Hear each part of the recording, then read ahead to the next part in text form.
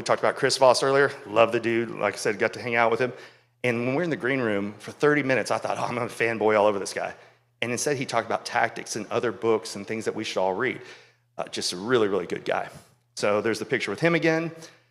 But the way that all hostage negotiators look at it is every conversation, where do you start? You have to think of it like a puzzle.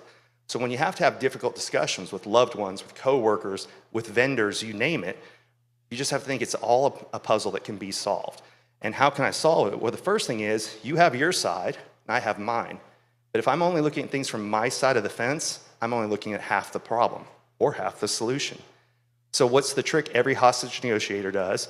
Another good book to read real fast, this is my ADD kicking in, is called Convince Me. I'm halfway through the book right now. It's written by an FBI hostage negotiator and a PR public relations specialist who handles crisis management. So those two together, it's a fantastic book. But every book starts the exact same way. And that is, what can I do to think from their perspective? If I was in their shoes, what would my goals be? Because once you can truly look at it from their perspective, then you know what yours is and you figure out how do we meet in the middle.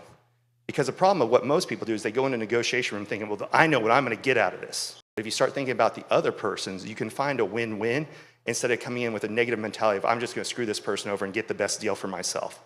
People know when you're trying to work with them versus if you're working against them.